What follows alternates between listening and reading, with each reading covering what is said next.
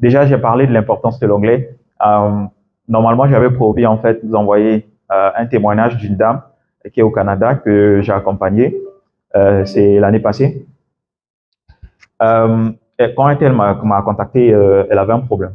Elle voulait justement commencer un nouveau, on va dire, emploi. Et cet emploi lui demandait d'avoir un bon niveau en anglais.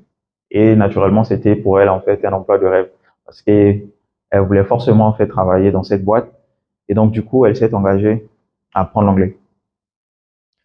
Apprendre l'anglais jusqu'à ce qu'on a pu surmonter en fait la difficulté. Elle a eu vraiment une grande base de la langue et tout ça. Ensuite, elle a passé son entretien, ça a marché.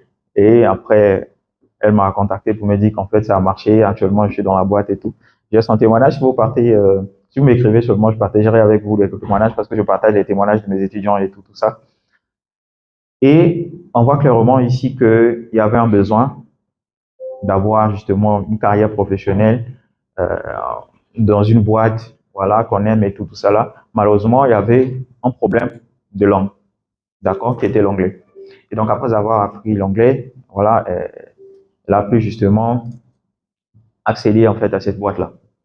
Donc, on remarque clairement déjà que là, par exemple, vous ne voyez pas l'importance en fait de la langue. Non seulement cette dame, je travaille actuellement même. Après, ici, naturellement, je pense que mon intervention sera un peu plus ou moins bref et je vais certainement vous laisser en fait parce que je dois avoir les cours en fait avec mes étudiants en ligne et tout ça.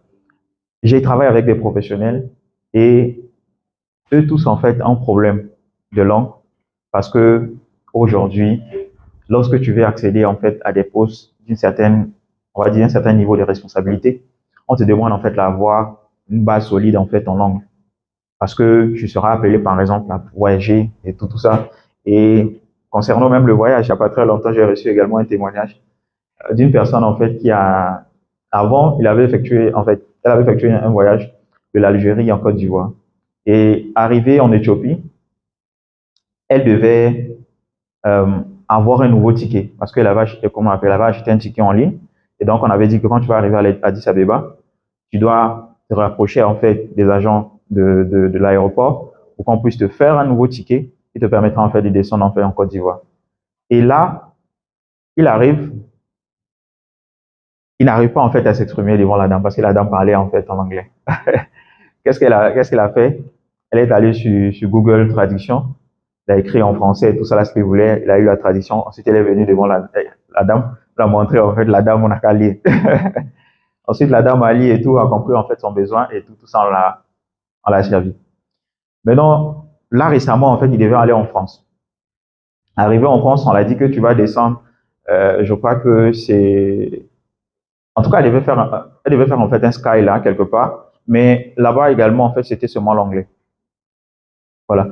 Quand elle est arrivée, malheureusement pour lui, le Wi-Fi ne passait pas. Donc, vous ne pouvez pas utiliser en fait Google Traduction pour écrire sa phrase en fait, on va montrer en fait.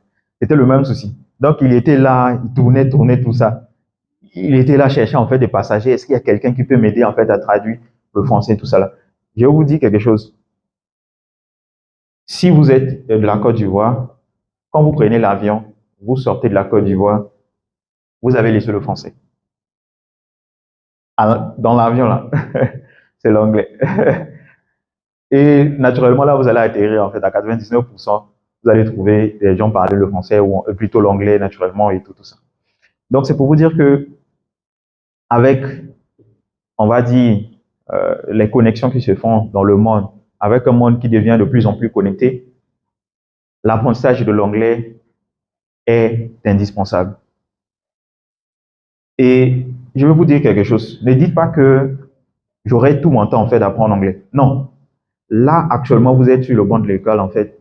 C'est le meilleur moment, je dirais, en fait, d'apprendre l'anglais.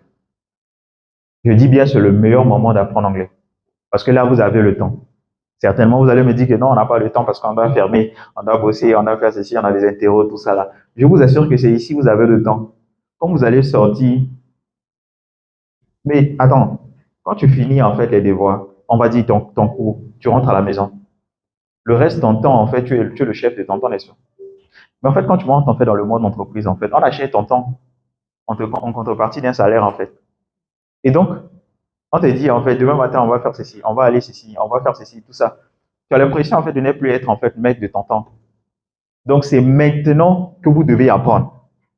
Je dirais même, en fait, arrangez-vous. Arrangez-vous avant de sortir de l'INPHP, d'avoir au moins, au minimum, un niveau B2 en anglais. Je dis bien au minimum un niveau B2.